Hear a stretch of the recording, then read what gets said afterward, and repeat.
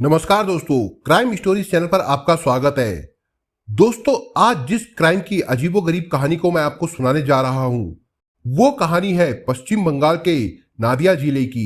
तो चलिए दोस्तों, कहानी को हम लोग शुरू करते हैं। कहते हैं प्यार को सीमा में बांधकर नहीं रखा जा सकता। तभी तो पश्चिम बंगाल के रहने वाले जयकांतो चंद्र राय को फेसबुक के जरिए बांग्लादेश की परिमीता से प्यार हो गया। जयकांतो ने बांग्लादेश जाकर उससे विधि विधान से शादी भी कर ली। पश्चिम बंगाल के जिला नादिया के थाना शांतिपुर के गांव बल्लभपुर के रहने वाले नौलिनीकांत राय के 20 साल के बेटे जयकांतो राय ने कॉलेज में दाखिला ले लिया था। कॉलेज की पढ़ाई के साथ साथ वो पिता के साथ खेती के काम में हाथ भी बटा देता था। नौलिनीकांत के पास खेती की जमीन के अलावा कई तालाब थे जिनमें वो मछली पालन करते थे। मछली पालन से उन्हें अच्छी खासी आमदनी हो रही थी, इसलिए उन्हें किसी बात की चिंता नहीं थी। साधन संपन्न होने की वजह से गांव में भी रहकर वो सुख की जिंदगी जी रहे थे। जयकांतो उनका इकलौता बेटा था, इसलिए उनके पास इतना कुछ था कि उनके बेटे को कहीं बाहर जाने की जरूरत ही नहीं थी। जब वो घर में रहता तो स्मार्टफोन पे लगा रहता। ये फोन उसके पिता ने कॉलेज में दाखिला लेने के बाद दिया था। जयकांतो ज्यादातर उन्हीं लड़कियों को फेसबुक पर फ्रेंड रिक्वेस्ट भेजता था जो पश्चिम बंगाल की रहने वाली होती थी। इसके अलावा वो बांग्लादेश की भी उन लड़कियों को फ्रेंड रिक्वेस्ट भेजता था जो कि किसी फ्रेंड की कॉमन फ्रेंड होती। रिक्वेस्ट कंफर्म होने के बाद वो उनसे मैसेंजर द्वारा चैटिंग करने की कोशिश करता। 20-21 साल का लड़का किसी हम उम्र लड़की से घर परिवार की बात तो करेगा नहीं, पर जो बातें करता था वो ज्यादातर लड़कियों को पसंद नहीं आती थी। तब वो इसे ब्लॉक कर देती। जयकांतो को ऐसी लड़कियों से बड़ी चिढ़ और गुस्सा भी होता था कि ये कैसी लड़कियां हैं जो उसके दिल की बात नहीं समझती। फेसबुक पर अब तक के अनुभव के बाद जयकांतो अब मैसेंजर पर अपने मन की बात नहीं बल्कि जो बात लड़कियों को अच्छी लगती थी उस तरह की बातें करने लगा। इसका नतीजा ये निकला कि लड़कियां जवाब भले ना देती पर उसे ब्लॉक नहीं करती थी। जयकांतो की इस तरह की तमाम लड़कियों और महिलाओं से बातचीत भी होती थी जो मैसेंजर पर अश्लील बातचीत करने के साथ साथ अश्लील फोटो और वीडियो भेजती थी। लेकिन इसमें दिक्कत ये होती है कि इस तरह के लड़कियों और महिलाओं की दोस्ती टिकाऊ नहीं होती। 2-4 दिन बातचीत करके वे दोस्ती खत्म कर देती है। जयकांतो अब इस तरह के दोस्तों से उब गया था। वो कोई ऐसी दोस्त चाहता था जो उससे सिर्फ प्यार की बातें करे, पर काफी प्रयास के बाद भी इस तरह की कोई दोस्त नहीं मिल रही थी। जयकांतो की गांव या कॉलेज में भी कोई इस तरह की दोस्त रही थी जो अपने दिल की बात उससे कहती और उसकी दिल की बात सुनती। उसने बहुत लड़कियों से अपने दिल की बात कहने की कोशिश की थी, पर किसी ने भी उसके दिल की बात नहीं सुनी थी। जिससे भी उसने दिल की बात कहने की कोशिश की उसने हंसी में उड़ा दिया था। फिर भी जयकांतो निराश नहीं हुआ, वो कोशिश करता रहा। आखिर उसकी कोशिश रंग लाई और उसकी दोस्ती एक ऐसी लड़की से हो गई जो उसके दिल की बात सुनने को तैयार हो गई। वो लड़की परिमीता बांग्लादेश के थाना नेरल की रहने वाली थी। उस समय उसकी उम्र मात्र 15 साल की थी और जयकांतो की 20 साल। उस मासूम को जयकांतो की बातें पसंद आने लगी थी। जयकांतो उससे जो भी पूछता वो खुशी खुशी उसकी बातों का जवाब देती थी। ऐसे में ही एक दिन जयकांतो ने मैसेज करके उससे पूछा, तुम्हारा कोई बॉयफ्रेंड भी है? अभी तो नहीं है, पर अब बनाने की सोच रही हूँ। परिमीता ने मैसेज करके जवाब दिया। कौन है वो भाग्यशाली जिसे तुम्हारा बॉयफ्रेंड बनने का मौका मिल रहा है? जयकांतो ने पूछा। कोई भी हो सकता है, तुम भी हो सकते हो। क्यों, तुम मेरे बॉयफ्रेंड बनने लायक नहीं क्या? परिमीता ने पूछा। मैं इतना भाग्यशाली कहा जो तुम जैसी लड़की मुझे अपना बॉयफ्रेंड बनाएगी। अगर ऐसा हो जाए तो मैं खुद को बड़ा ही खुशनसीब समझूंगा। आहसी भरते हुए जयकांतो ने जवाब दिया। अगर मैं कहूं कि मैं तुम्हें ही अपना बॉयफ्रेंड बनाना चाहती हूं तो ये तो मेरा बड़ा सौभाग्य होगा। जयकांतो ने जवाब दिया। तुम्हारे इस मैसेज से मैं पारे खुशी के फूला नहीं समा रहा हूँ। एक बात बताऊं? परिमीता ने मैसेज किया। बताओ, जयकांतो ने मैसेज द्वारा पूछा। जितना तुम खुश हो उससे कहीं ज्यादा मैं खुश हूँ। तुम्हें बॉयफ्रेंड बनाकर। सच, अब कसम खाऊं तब विश्वास करोगे क्या? परिमीता ने यह मैसेज भेजकर अपनी दोस्ती का विश्वास दिला दिया। इसके बाद दोनों में पक्की दोस्ती हो गई। अब दोनों एक दूसरे से अपने अपने दिल की बात कहने सुनने लगे। धीरे धीरे उनका बात करने का समय बढ़ता गया तो उनके दिलों में एक दूसरे के लिए जगह बनने लगी। दोनों ही एक दूसरे से बात करने के लिए बेचैन रहने लगे। बेचैनी ज्यादा बढ़ने लगी तो एक दिन जयकांतो ने परिमीता को मैसेज किया, परिमीता, मैं तुमसे एक बात कहना चाहता हूँ, पर डरता हूँ कि कहीं तुम नाराज ना हो जाओ। मुझे पता है तुम क्या कहना चाहते हो। लड़के इस तरह की बात तभी करते हैं जब उन्हें अपने प्यार का इजहार करना होता है। तुम यही कहना चाहते होगे, परिमीता ने मैसेज किया। बात तो तुम्हारी सच है परिमीता, मैं कहना तो यही चाहता था, पर तुम्हें कैसे पता चला कि मैं प्यार का इजहार करने वाला हूँ? जयकांतो ने पूछा। और कोई ऐसी बात हो ही नहीं सकती जिसे सुनकर नाराज होने वाली होती। रही प्यार की बात तो उसमें भी क्या नाराज होना, मर्जी की बात है। मन हो तो हाँ कर दो, वरना मना कर दो। फिर तुम तो वैसे भी मेरे बॉयफ्रेंड हो, फ्रेंड की बात पर तो कोई नाराज नहीं होता। परिमीता ने जवाब में मैसेज भेजा। तो फिर मैं हाँ समझू? एक बार फिर जयकांतो ने पूछा। अब किस तरह कहूँ, कसम खानी होगी क्या? मुझे तो अभी भी विश्वास नहीं हो रहा कि तुमने हाँ कर दिया है, जयकांतो ने कहा। विश्वास करो जयकांतो, मैं भी तुम्हें प्यार करती हूँ। मैं तो कब से इंतजार कर रही थी तुम्हारे इस इजहार का। अगर तुमसे प्यार ना कर रही होती तो तुम्हारे पीछे अपना इतना समय क्यों बर्बाद करती? परिमीता के इस जवाब से जयकांतो बहुत खुश हुआ। इसी बात के लिए तो वो कब से राह देख रहा था। ना जाने कितनी लड़कियों की गालियां सुनी थी, उपेक्षा और तिरस्कार सहा था। आज कितने दिनों बाद उसका सपना पूरा हुआ था। यही सब सुनने के लिए उसने अपना कितना समय बर्बाद किया था।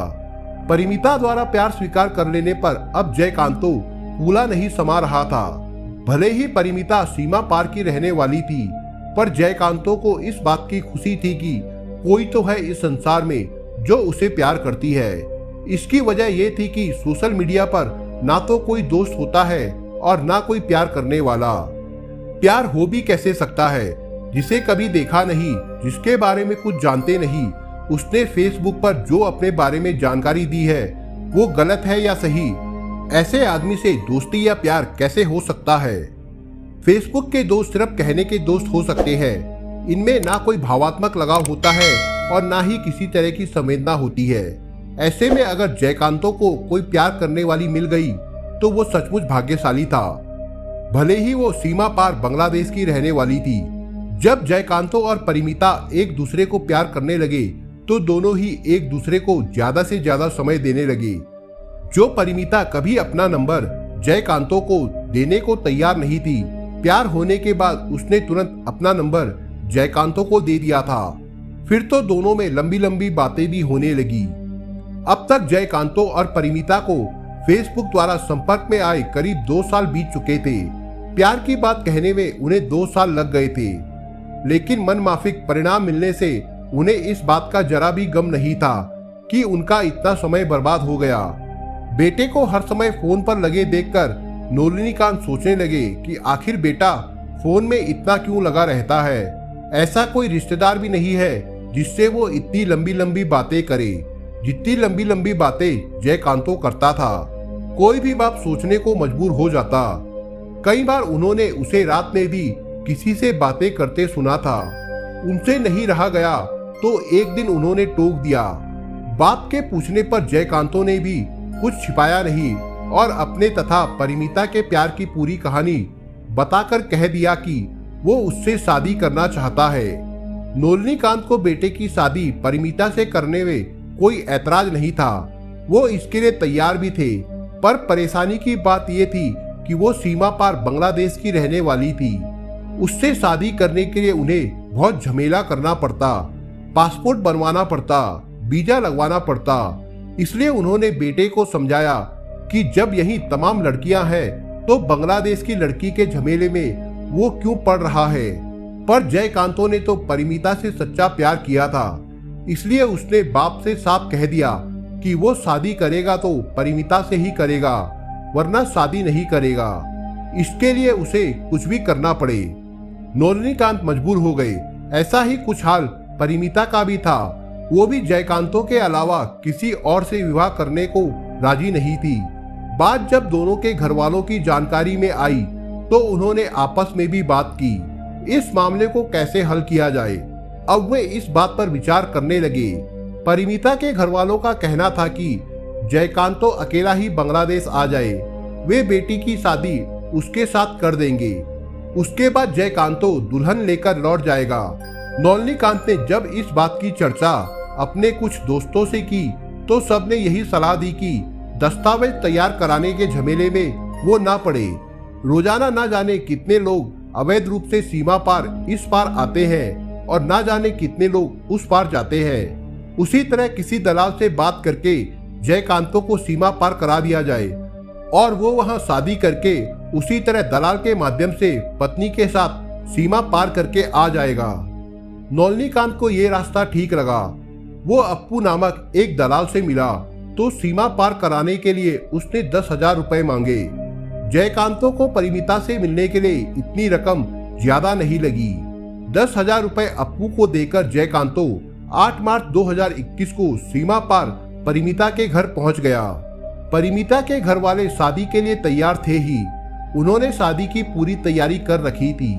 10 मार्च को उन्होंने परिमीता का ब्याह जयकांतो से करा दिया। ब्याह के बाद जयकांतो कुछ दिन ससुराल में रुका, लेकिन कितने दिनों तक वो ससुराल में पड़ा रहता, उसे घर तो आना ही था। वो जिस तरह चोरी छिपे सीमा पार करके बांग्लादेश गया था, अब उसी तरह चोरी से ही उसे बांग्लादेश से भारत आना था। इसके लिए उसने वहां दलाल की तलाश की तो उसकी मुलाकात राजू मंडल से हुई। उसने सीमा पार कराने के लिए 10,000 बांग्लादेशी टका मांगे।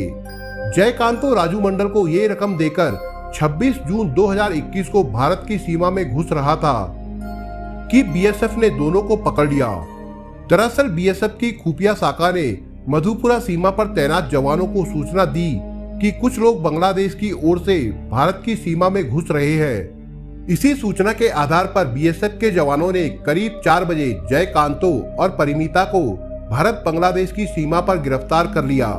पूछताछ में जयकांतो और परिमीता ने फेसबुक द्वारा होने वाले अपने प्यार से लेकर विवाह तक की पूरी कहानी सुना दी। जयकांतो ने अपनी पहचान बताने के साथ अपने भारतीय होने के सारे साक्ष्य भी उपलब्ध करा दिए, लेकिन उसकी पत्नी परिमीता तो बांग्लादेश की रहने वाली थी। विस्तृत पूछताछ के लिए दोनों को मधुपुरा चौकी लाया गया, जहां बीएसएफ की इंटेलिजेंस शाखा के कमांडिंग ऑफिसर संजय प्रसाद सिंह ने दोनों से विस्तार से पूछताछ की। दरअसल अक्सर लोग प्यार या विवाह के नाम पर बांग्लादेश की मासूम लड़कियों को फंसाकर देह व्यापार के दलदल में धकेल देते हैं। इस तरह की मानव तस्करी को रोकने के लिए दक्षिण बंगाल फ्रंटियर ने बॉर्डर पर एंटी ट्रैफिकिंग रैकेट तैनात किया है। बीएसएफ ऐसे मामलों में हर तरह से जांच करती है, जिससे किसी गरीब मासूम का शोषण ना हो सके। पूछताछ के बाद बीएसएफ ने जयकांतो और परिमीता को कानूनी कार्रवाई के लिए थाना भीमपुर पुलिस को सौंप दिया। पुलिस ने भी दोनों से विस्तार पूर्वक पूछताछ की। उसके बाद दोनों को अदालत में पेश किया गया। अदालत से जयकांतो को तो जमानत मिल गई, पर परिमीता को नारी निकेतन भेज दिया गया। अब दोनों को एक होने के लिए एक बार फिर संघर्ष करना पड़ेगा, लेकिन जहां प्यार है वहां कुछ भी संभव है। तो दोस्तों, ये थी आज की कहानी। दोस्तों, आपको कहानी कैसी लगी हमको अपने कमेंटों के द्वारा जरूर बताएं। और दोस्तों, अगर आपको हमारा काम पसंद आए तो वीडियो को लाइक, शेयर और चैनल को सब्सक्राइब जरूर करिएगा दोस्तों। धन्यवाद।